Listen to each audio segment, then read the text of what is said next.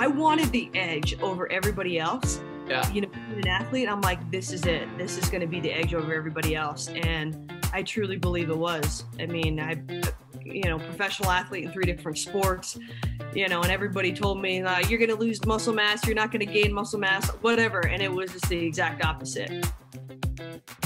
Hey guys, and welcome to the 4th episode of my podcast. Today we're going to talk with Vanessa Espinoza. She's a nutrition and fitness coach. She works with athletes around the whole world going plant-based and just working on their physique. She's been a professional athlete in 3 different sports: boxing, bodybuilding, and basketball. She was actually drafted to the Women's Basketball League. And we're going to talk about all that stuff, so just keep on watching. And for me, this was a really good episode. I hope you guys like it too. And so my heartbeat plays to your song, and it never gets old. It never gets old. Feel my heart ache when you do me wrong. Now I just wanna know what's happening. Hey, Vanessa. How are you? Good. How about you? I'm doing well. Yeah, it's nice to meet you. Big fan. Very big fan. Oh, well, thank you so much. I appreciate it. Yeah. Where you're from in America? Colorado. Colorado? Yeah. How's that? Let me hear about that. Colorado is a beautiful state. I've traveled all over the U.S. and Colorado is always voted every year like the best place to live because we have 4 seasons. You get, spring, summer, fall, and winter. And the weather is just amazing. Like today it's 60 degrees. It's warm. And the next day it'll snow. Yeah. We get really bizarre weather. And there's more sunny days here than there is in California. Yeah. Okay. Colorado's cold all the time. And it gets cold, but it changes the next day. It's really cool. Yeah. But isn't Colorado, there's a lot of mountains there, right? There is. Yep. Okay. Because it sounds like, is it the Rocky Mountains you have? It is. Yeah. Okay. Yeah. My family in Canada, they're from Calgary. So they live right, Calgary is right at the bottom of the Rocky Mountains as well. Yeah. So it's a bit the same. Awesome. Yeah. It's a bit the same. They can also get snow pretty quick. And then another day, in the winter time, they can have full sunshine. It's crazy. It's awesome here. I love it. And it's really expensive to live here because it is the most desirable place. And then we legalized marijuana about 3-4 years ago, and then it just brought everybody in. So okay, really? Yeah, that's why it's so expensive too, because everybody wants to live here because of that. Yeah. I wanted to talk about your story about the plant-based stuff and with your sports career as well. Really interested in hearing that stuff. So I read on your website that you were 14 years vegan or what? Gosh, my website is so old. I got to update. That's why I asked, because I was thinking about it. You probably need to update it maybe. Yeah. I'm glad you mentioned that because I have to update it. It's been years, but yeah, I've been vegan 20 years now. Oh, really? Okay. That's crazy. That's good. That's good. Yeah, vegan 20 years. And, basically went vegan for the animals. I was a vegetarian first and then became vegan, vegetarian for about a year. But it was just something I discovered on my own. I've always been such an animal lover, and growing up, my family, we rescued everything. We had rescued dogs and horses and cats. And I'm like, gosh, I love animals so much, but then I'm consuming them for dinner. And it was just something that clicked for me, and I never looked back. Yeah. But for me, I don't know, I was a big meat lover back then. I couldn't see this with the animals. I couldn't see really? that animals was meat, and I thought myself as a big animal lover as well, but I just never made the connection. How could you make the connection that early? I read a lot of things. Yeah. I can't even tell you exactly what it was. Okay. But just researching myself on the internet, and then researching other vegan athletes. And at the time, there was really only one vegan bodybuilder, and that was Robert Cheek. Yeah. And I really after seeing him, I'm like, oh my gosh, I can do this. I was already vegan before, but it just confirmed that, hey, I was doing the right thing. And then after researching about your health, oh yeah, it's great for the animals, but oh my God, I felt better. you know, my performance improved in every level in my athletic career. I didn't get sick as often. Like my skin, my hair, my nails, everything got better for me. It was a total game changer in every way. Yeah. And yeah, but also if you look at it, because even though it's 20 years ago, but I think like the doctors like Esselstyn and McDougall and all those pioneers, like they've been talking about this for 40 years. Like, Yeah. so the information must have been out there. Yeah, and I can't remember the time, but yeah, I just was researching everything, and Yeah. I don't know, I wanted the edge over everybody else. Yeah. You know, being an athlete, I'm like, this is it. This is going to be the edge over everybody else, and I truly believe it was. I mean, you know, professional athlete in 3 different sports, you know, and everybody told me you're going to lose muscle mass, you're not going to gain muscle mass, whatever, and it was just the exact opposite. Yeah. You know. So yeah, same story here in some way. Like, but I also feel like when you are an athlete that you kind of like you're so close with your body, so you so quick can learn and see that what you eat it like makes you better. Would you agree on that? Yeah. For sure. You know, yeah, I know exactly what I need to fuel my body and how much food I need. Like you're your best, you know, advocate. You're your own best doctor, and yeah. It's just crazy the difference that I felt immediately after making that, you know, that transition. And hey, I was just like everybody else. I loved meat, absolutely loved it. I was the typical bodybuilder, you know, egg whites and whey protein and grilled chicken and, you know, meat after meat after meat, you know, every couple hours, every meal, you know, I was consuming animal products. Yeah. And, you know, when you flip the switch like that, it's pretty crazy the overall change it did for me. What sport did you play when you changed? I was a college basketball player. I was a All-American basketball player. I got drafted to play professional basketball. And that's always been my love.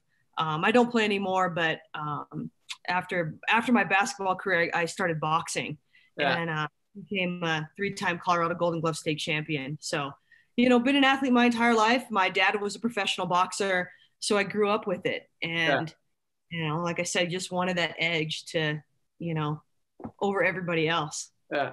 How was it to be like plant-based in a team?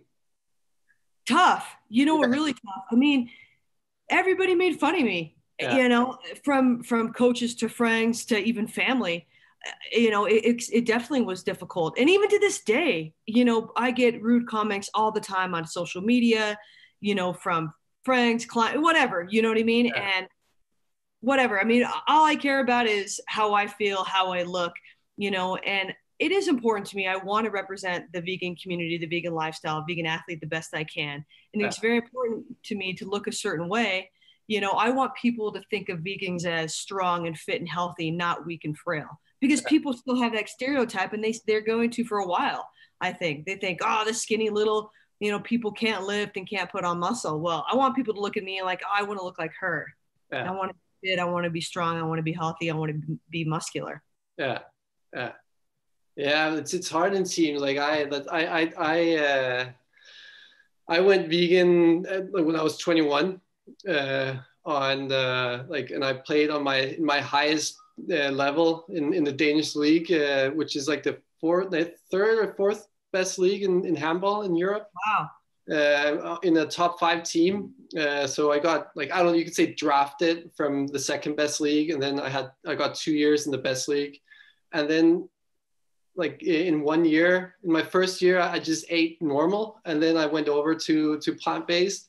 And when I started speaking about it, because like I saw I was getting stronger, I was getting faster, and I could like just keep running until like I don't know, nothing could stop me. I felt like that's amazing. And then you get so confident about this, and then what I felt like, I started talking about it, and that's when it hit me. Like people weren't ready to hear about all this stuff, and to make my like story and why I want to talk a bit about this short is they like the coaches were so against me, so they kicked me out of the team. Mine wasn't not that bad. I mean, yeah, Okay. I definitely got some criticism, but nothing to that extent Yeah. because my performance, spoke for itself.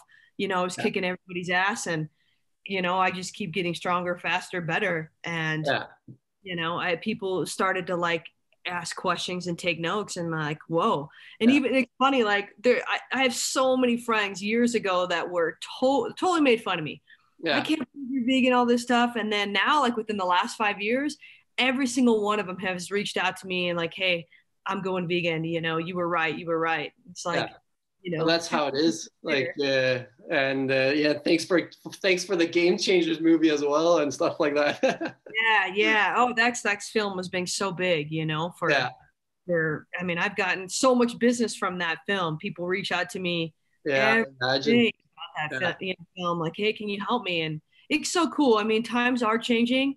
Yeah. I see it, more and more every single year. People are starting to get it, and I don't think we'll ever, get rid of it completely. But hopefully, in my lifetime, every year it declines a little bit. Yeah. Yeah. No, and I think the time we're in right now is pretty exciting with like the documentaries right now, which is there, and also like what I did, I was pretty bummed about because I reached the highest level, so I was pretty bummed about that. And also, this club was in the countryside of Copenhagen or of Denmark, so I moved back to the city and like actually didn't have the same problem. So I kept like after this, I had a professional career for 5 years as plant-based athlete and like. Cool. I got so much support from the vegan community because back then like I didn't have any support. Nobody knew me. I started talking about it because I was like, okay, they kicked me out of the team. I'd rather just start talking about this stuff. Yeah. So how is it now? How like your restaurant? I imagine your restaurant is extremely successful. Like, are people open to veganism there? I mean, what is it like there compared to, I don't know if you know what the U.S. is like, but you feel like you guys are there? Yeah, I think like Copenhagen is a pretty like hip city. So there's some parts of Copenhagen which is like the young people, and that's where our restaurant is in the young people community thing. So we get lots of guests. Like not right now, it's locked down now. I'm standing in the kitchen, and like we're not allowed to have any guests at the moment. So, but yeah, it's like. It's been great. Like we're only been open for like 3 years. That's great though. So it's just been growing until we hit Corona, and then Corona is just like one big pause for us right now. We're just trying to get through it. And how long have you guys been on lockdown? Like it's our second lockdown now for 2 months. Wow. So and then we had 2 months last year at the same time. Dang. So it's a bit hard, but we get through it. Like we're proactive, I think. So we're gonna find good stuff. You guys do takeout at all, or is it just shut down completely? No, like you're allowed to do it, but we don't do it. Like because we haven't built our business up around it, so we don't have any. How do you say like people to come, like delivery people? We don't. It's a whole X tough.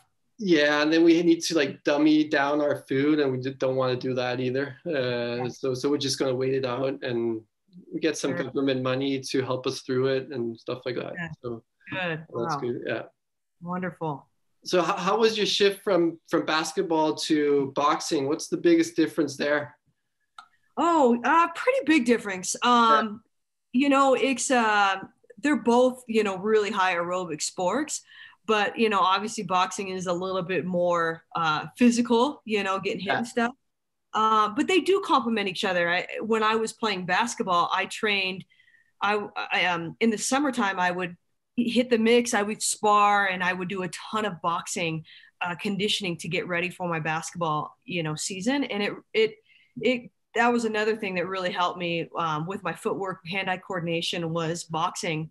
Helped my basketball career a ton, but very similar, but different. Getting punched to the face is tough. I grew up, in a gym. I was around the top boxers and top trainers in the world. My dad was one of the best boxers at his class in the world. So I was around it. I was submerged in it my entire life. So that's why I love it, and I'll always love it. And I still box to this day. I condition a few times a week, hitting the bag, skipping rope, doing all that stuff. But it's it's a great sport. I love it. What's your dad's name? Albert Espinoza. Albert Espinoza. I'll look that up. I didn't get to look that up, so I would ask you first. So what did he do? Like, was he like American champion or? Yeah, so he was a featherweight, which is the toughest weight class. Okay. Gosh, he was on the Olympic team with George Foreman. I don't know if you know who George Foreman is. Yeah, I heard his name. He was ranked, I want to say, top 10 in the world. Oh, wow, really? Yeah, professional. He never lost professional career. Like, I don't even know his record, but I mean, it was crazy. He had like over 200 pro and amateur fights, and I think in amateur he only lost like one. Wow. So yeah, absolutely incredible athlete. And Muhammad Ali's trainer, Angelo Dundee, was his trainer. So I've been around the best of the best, you know? Yeah, that's awesome. Like that. Very fortunate. Yeah.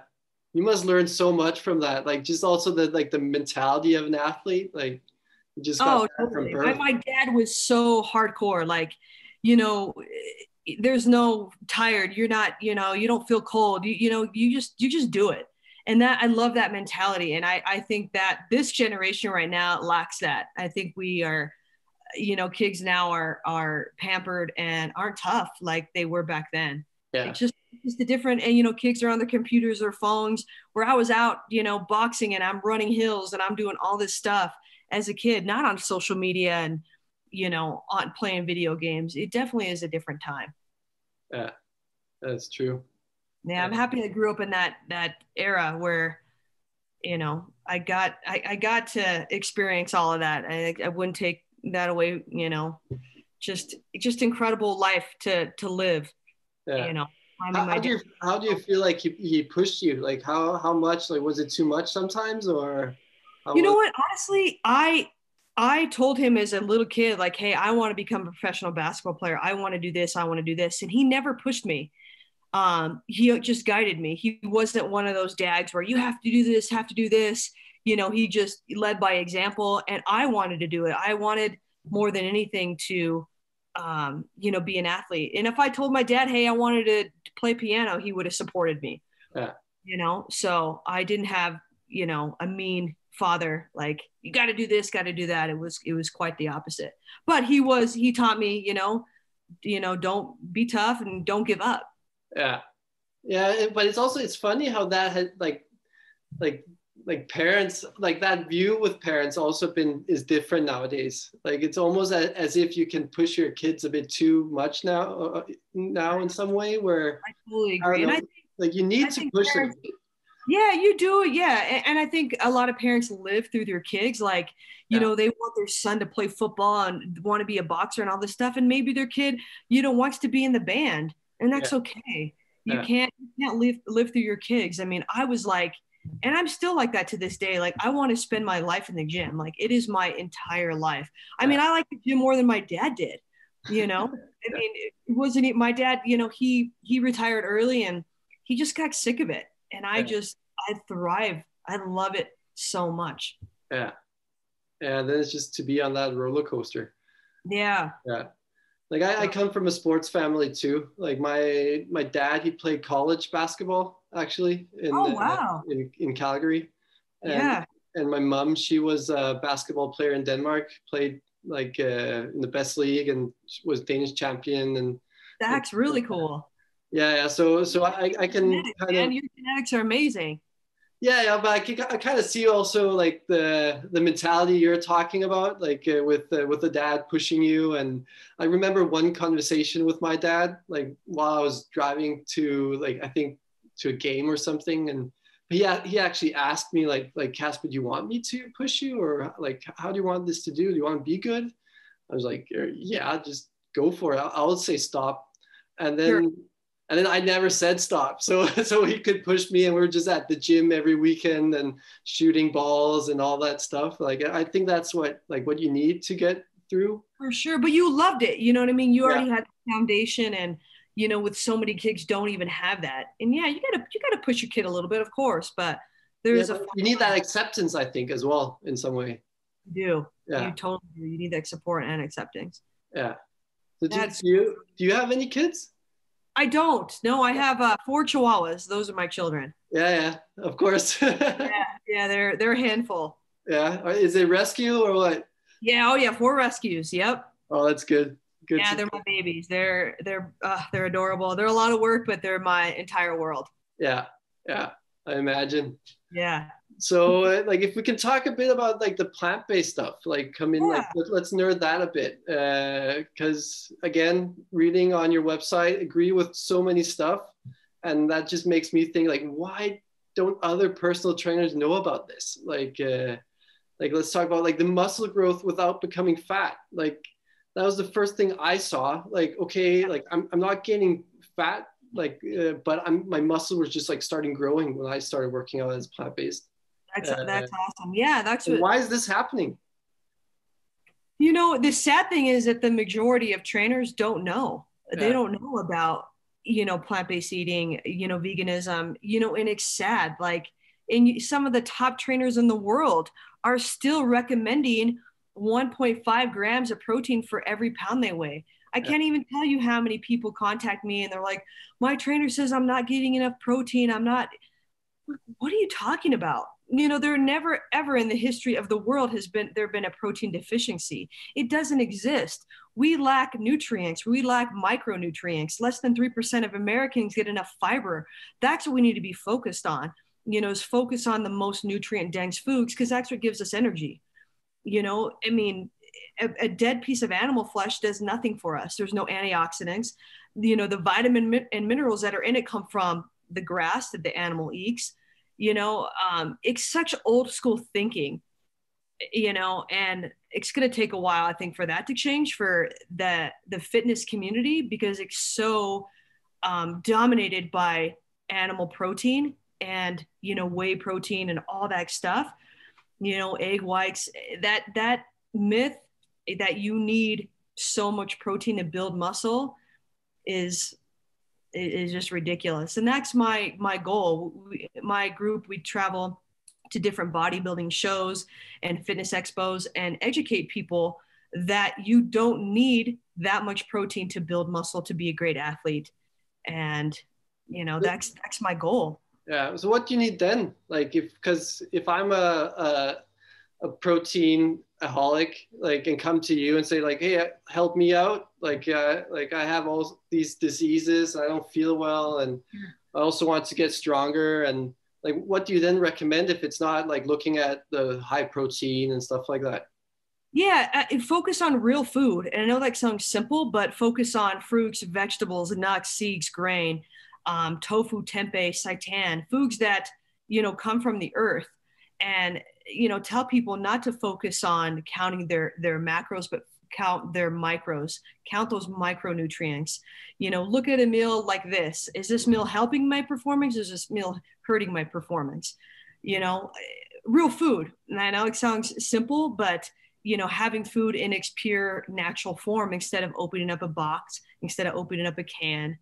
You know, and if people eat meat, you know, every single day, I tell people, hey, maybe cut it down to 3 times a week, you know, and then twice a week, and then once a week. Because I know people, you know, you grow up your entire life and you eat meat and dairy. It's hard to change those habits. And I understand that. So some people can just do it cold turkey. That's it. But the majority of the population can't. So that's why I really help people and say, all right, let's cut out one thing a week. You know, if you, like I said, eat chicken every single day, let's, you know, cut it to 5 times a week or whatever, and slowly cutting it out and changing, you know, your chicken for some tofu or some lentils or some beans or whatever. Do you feel like people, they also feel as quick as us? I think, you know, I think people do. I mean, it obviously depends on the person, but as far as feeling better, yeah, I can almost guarantee people will feel better, you know, mentally, physically, you know, they will drop weight, you know, due to a lot of inflammation in their body. I mean, I've seen it time and time again. And people that I've talked to all over the country, and, you know, they're just sick and tired of being sick and tired. And they're like, how come my doctor didn't tell me this? Well, because your doctor doesn't know. You know, doctors get less than a day of nutrition classes, and what they're learning is, you know, the old school basic pyramid that we only get protein from meat. so you can't blame people because they're being, told wrong information. Yeah. How, yeah. So that's like, where does this big secret come from? Like, like it's amazing that it's still out there, and yeah, but it's probably, I don't know. What do you think? And I'm working hard. I try to teach people, lead by example, and, through my social media and through everything, and, educate as much as I can. I mean, luckily we do have social media because it can get out to the masses. And that's why people have gone vegan or turned vegetarian or whatever, because of social media. So, I'm working hard every single day, trying to educate people and help people because, I mean, yes, of course it's about saving animals, but it's also about, people's health. All these diseases that, we die from are preventable. Heart disease is the #1 killer in America, and it's the most preventable. Our arteries are clogged from the cholesterol that we consume from animals, and cholesterol is only found in animal products. It's basic information. Yeah. That's true. That's true. It's amazing. Like, and even though like everybody's against it in some way, I feel like sometimes. Sure, they are, and they still have that, it's that, that thing in the back of their head. Well, I'm not going to build muscle, especially men. They're so worried about losing their muscle mass and all this stuff. And if they can get through that, that's the biggest hurdle, to get through. Because I have to agree. I mean, I was the same way. I was a little nervous too. Like, oh my gosh, can I actually build and maintain my muscle mass going vegan? And absolutely, it was the quite opposite. I just keep growing and feeling better, and everything was better. Yeah. So do you think like the muscle growth and like the energy is actually just because we get like the antioxidants we need and stuff like that? Absolutely. And maybe not so much like the protein and the carbs and the fat ratio? Yeah, totally. I mean, you see all these commercials, like, I don't know if you see these beef jerky commercials, and it's all about like they're hiking and they're doing all this physical activity, that you have to have this piece of beef jerky to give energy. Protein is not an energy source, and that's what people don't know. It doesn't give us energy. It repairs our muscle tissue, which we need. It's important, but we don't need as much as they say we need. For myself, I train twice a day, every single day, and I probably get 80 grams a day.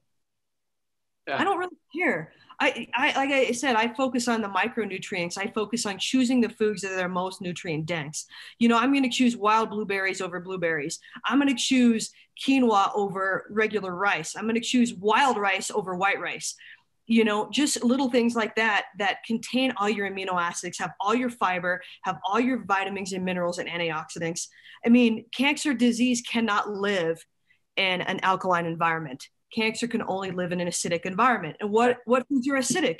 Meat, dairy, eggs, sugar, all that stuff. I mean, it's simple. The answer is so simple. We could, like I said, cure everything and get rid of so many problems in this world with just diet alone. Yeah, that's crazy.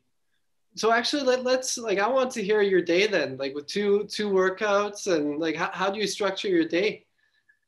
Yeah, so I have my own business. I'm a personal trainer, so I go into people's homes and I train them. So okay. I'm pretty busy, but my schedule is so sporadic. Like I already had 2 clients today. I have a break, and then I have 2 more tonight. So I'm lucky and fortunate where I have time during the day to work out.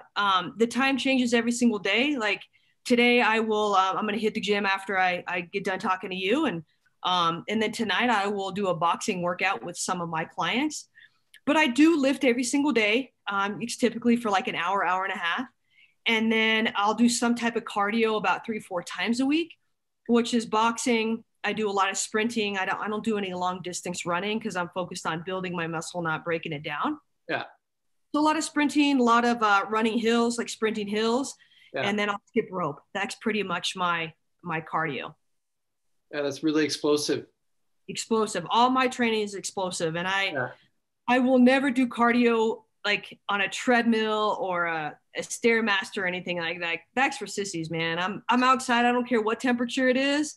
If it's negative 10 degrees out, I'm out running in it. Like, there's no excuse not to, to get out and get from there and work out. So yeah, I'm a little bit hardcore. I mean, probably more than most of my workouts are pretty intense, but I don't want to look like anybody else. I want to be the best, and I want to represent that vegan community, vegan athlete the best I can, and lead by example through my physique.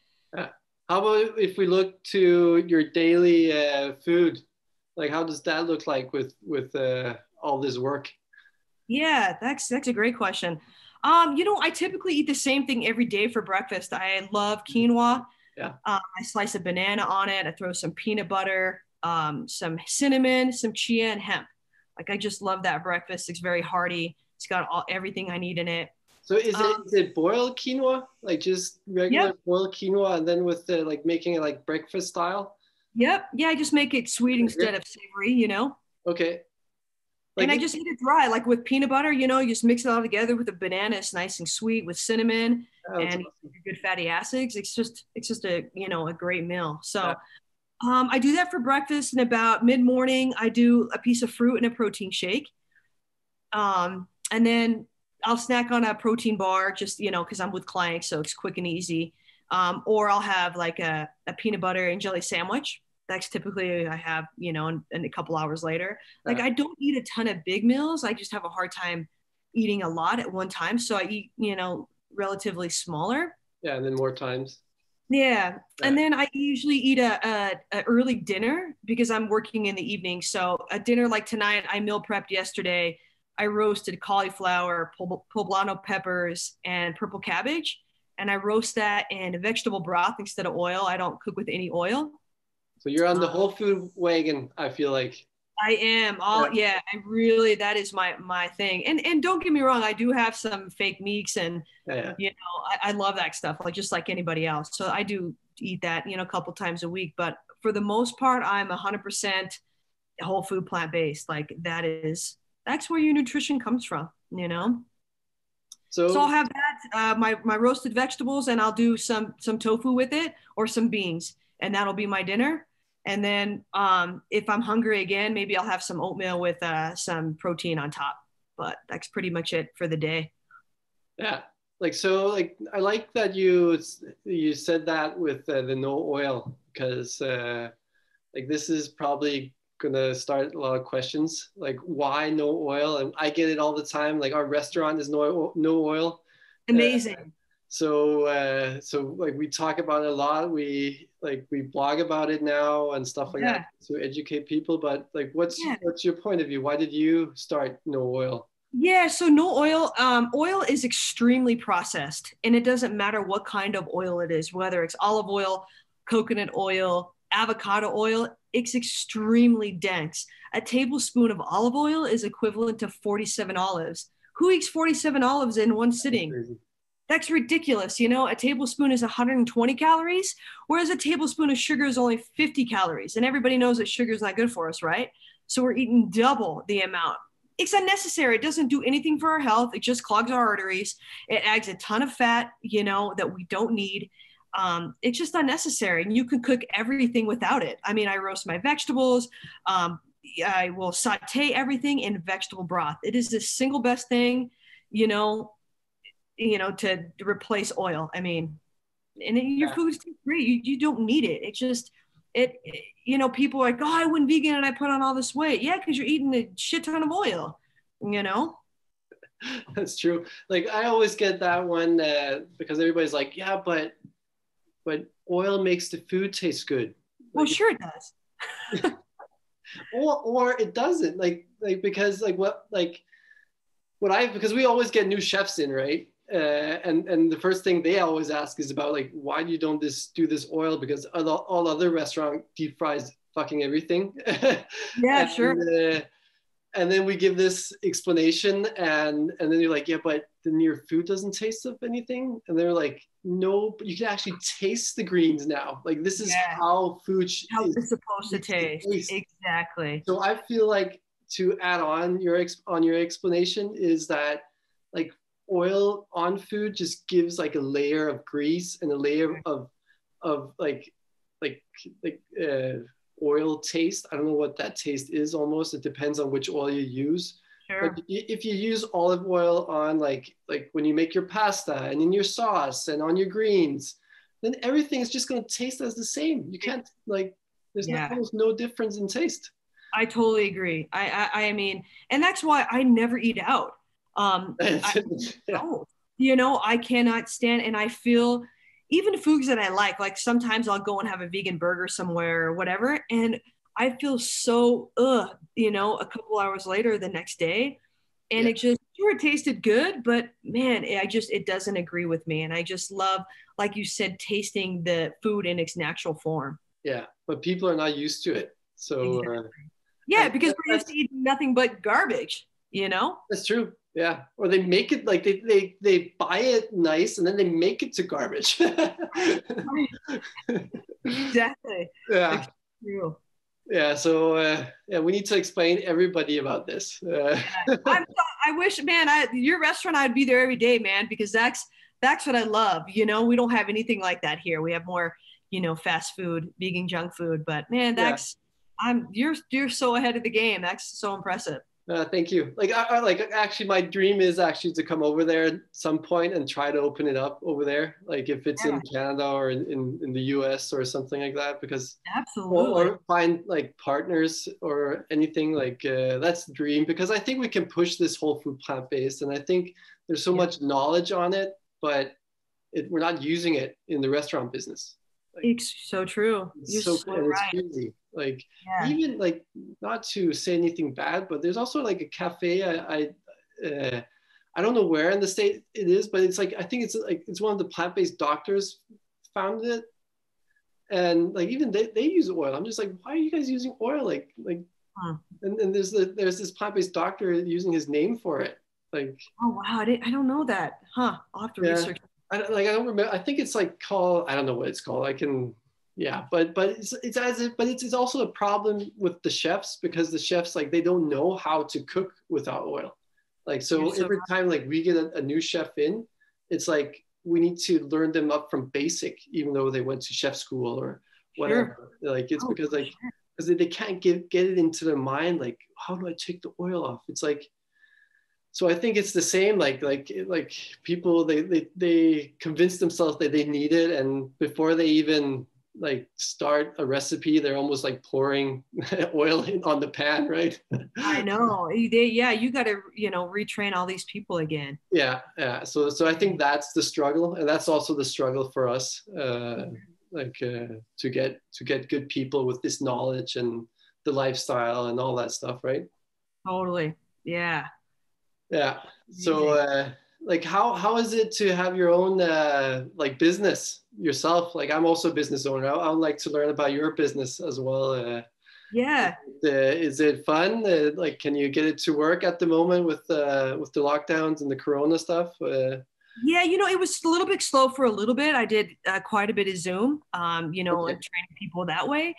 But you know what? It's been great. I've been doing this for, 14 years now, and I hustle, you know, I mean, I work really hard, and my business is word of mouth. I don't advertise, you know, and it's great. You know, people love it, and people love to train, you know, at their house. So there's a big market for that here. And I also do a lot of online stuff. I work with people all over the world making meal and training plans for people. And that's awesome, because I can work with so many people. You know, here I can only work X amount of hours a day, you know, see so many people. Where online I can see, you know, I run, do these programs for people. Like I have a in-home program right now, and it's a 8-week program. It's all, you know, in-home. They get a meal plan, and I just make one and then I sell it, and, you know, people can do it at their own time, at their own leisure, whatever. So that is really, really good. And I teach boxing classes. I have my own boxing space here. Okay. And, yeah, I teach classes like 4 to 5 times a week, and I love that. I mean, that is so much fun, and that's really doing well now because it's a small group, and people can spread out, and it's not a big box gym where you're around a bunch of people. So I do so many different things. I mean, I do meal plans and training plans for other famous fitness people that are not vegan. So I'm really helping that community, that non-vegan community, because we want to educate those people. Yeah. Vegans are already there. It's the Yeah. non-vegan, trying to help and educate and stuff. Yeah. So, No, so that yeah. was actually my next question was, is it mainly like plant-based vegan people who contact you, or do you feel it's the opposite? It's both. Okay. Yeah, I do get a lot of vegans that message me, but I get a ton of non-vegans or even people that are veganish or, kind of sitting on the fence, and I make a meal plan for them, tailored to them, Yeah. which is cool. I love that because it just shows me that people are open to it and really want to learn. Like, hey, this is I can do this. Yeah. And I also think it's the right way to do it, because sometimes, like, I don't know, like it's like you're just standing there and like you have your website and you're just waiting for people to ask you, like, I'm ready to go vegan or something like that. I'm ready to learn about this food stuff. Where Yeah. instead of shoving it to people's face, sometimes can make it slower, I feel. Oh, for sure. And and that's something I never want to do is, push it on people. I'm here to educate people if people want to ask questions, but I don't want to turn people away. And there's so many vegans like that are, so hardcore that they won't, if you don't go vegan right away, I'm not working with you. Or, you can't, everybody's on their own path. Everybody's on their own journey. And it takes people a little bit longer than others. And that's okay. If you are, this hardcore meat eater and you decide that, oh, I'm only going to have meat 3 days a week, that's a win. You know what I mean? Like, I get some people are never going to go vegan, but if people just give up a little bit of something, that's awesome. And I totally commend people for that, because, it's tough to do. Yeah. Yeah, it is. I also, do you still teach in schools? Like, I think you were a teacher at a high school or something, I read. I used to coach at a Sorry, coach. Yeah. Yeah, so I was a strength and conditioning coach and a basketball coach at a really popular high school here. Yeah. The girls basketball team is always like top 10 in the nation. So it's cool because all those, it's quite a few years ago. So all those girls are a little bit older now, but yeah, it was, I taught them, nutrition and, the proper way to lift. So yeah, I love working with the youth and kids and stuff. And I want to do more of that, because that's where I think is going to be the most change. You're not going to change your 80-year-old grandma, that's been eating meat her entire life. They just don't care and they don't want to change, right? It's the youth, it's the, 30 and under that are really like, are open to it more than older people. So do you feel like these girls were open to it? I do, absolutely. They were. They made fun of me quite a bit, but they listened. I still talk to them. Some of them, have gone vegan or are veganish. So yeah, that impact, it's important. It gets people thinking. And what's your plans for the future now? Do you have some exciting coming up? That's a great question. It's a bummer right now that we can't travel, because I was traveling with Robert and the Vegan Strong team and going to the Arnold and the Olympia and all the fitness expos. And we would do cooking demos and we'd speak, to the fitness masses basically. So that is going to be on hold for a while. So just honestly, just expanding my business here, keep training clients, keep up with my boxing classes. And then my online business, really just trying to collaborate with other non-vegan people and expand that way. I'm going to try to start a YouTube. I have a YouTube channel now, but I want to try to expand on that. And just the more platforms I'm out there, the more people, can learn from me. And that's my goal, is just to be out there and, just educate people basically. Yeah. How is it to work with Robert? Good. He's actually one of my very best friends. We talk probably 20 million times a day. Oh, really? Yeah. He's like my brother. We are extremely close. We're both huge basketball fans. So we text all day about, the NBA and basketball scores and who's doing this and who's doing that in the NBA. So he's a wonderful person. He's probably one of the nicest guys you will ever meet. He really is a great example for veganism all the way around. He's a wonderful human being. Yeah, I think he was one of the first ones I saw as well, which is like I think most people have that story with Robert. It's like he's the first like bodybuilder you kind of hear about, and sure. I heard about you the first time was with your book. Cool. Together. Yeah. And then Rich Roll was the second person I probably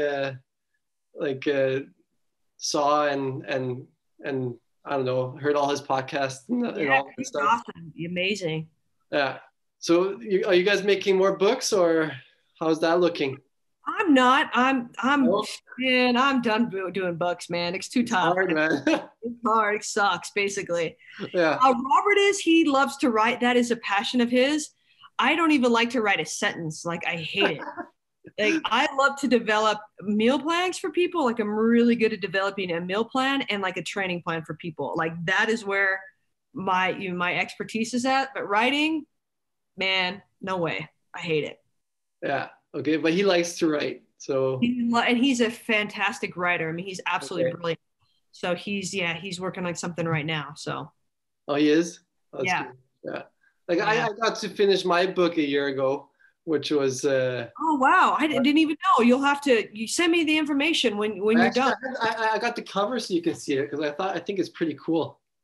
Oh, dude, that's awesome! Yeah, Can I get it on Amazon? So it's only in Danish, so that's why it's the only Danish plant-based fitness book in Denmark. Dude, that's amazing! I had no idea. Congratulations! Yeah, I think so. That's why I asked. Like, fuck, it was hard to make this book. And yours is huge. That's incredible. It was 250 pages and with no pictures. Like, so it's only text and. That's incredible. Yeah, so and it was hard to work with the publisher, because they kind of asked me to do it, and then I did the book, and then they're like, "This is not true, Casper." Like, yes, it's true. Like, you guys asked me. Like, yeah. I was just talking about the whole food plant-based stuff and the doctors and how to work out and meal plans, and then they're like, "Casper, it's not true what you're saying." Like, are you sure? That's crazy. Oh man. Yeah. Well, that's dang good for you. Yeah, it was a fun process. It was. For sure. Yeah. That's a thick book. I can't even imagine how long that took. So. Yeah. No, I think it took a year. Like, I had a blog. Like, when I started Plant-Based Lifestyle, I just started writing about it. Because there was nobody in Denmark who did this, like food-wise. Like, I was probably the first professional athlete in Denmark doing this. Wow. So I had to get all my inspiration from you guys over there, and show people, like, they're actually doing it over there. I'm not crazy. Yeah. The best athletes in the world here are vegan, you know? It is, right? It is. So, yeah, so it's amazing. Very cool. Yeah, I hope to talk with Robert someday. I think that could be fun. Absolutely. Well, just, he's really hard to get a hold of, but I'll talk to him. I didn't try yet. Sorry? I'll reach out to him and see. A lot of times he doesn't do podcasts because he's just so busy, but if I tell him, dude, come on, he'll do it. Yeah, totally. I definitely will. Yeah, no, I'll definitely keep in touch, man. Yeah, and thanks for sharing your story, and also with all the professional teams and stuff like that. It's amazing. Yeah, well, thank you for sharing your story. It's great to meet other vegan athletes, and you're killing it in the game. So I respect that. I appreciate that. Yeah, thank you. Okay, right. I'll let you go then. All right, have a great day. Yeah, all right. Thank you. See ya. Bye-bye. And you're never so near. And the things you say are often in my head. It makes me feel alone, something I fear. But now I'm in so deep and I can let you go. Show me love and I'll show you more. It seems to me you only lie, and I tried so hard to make you want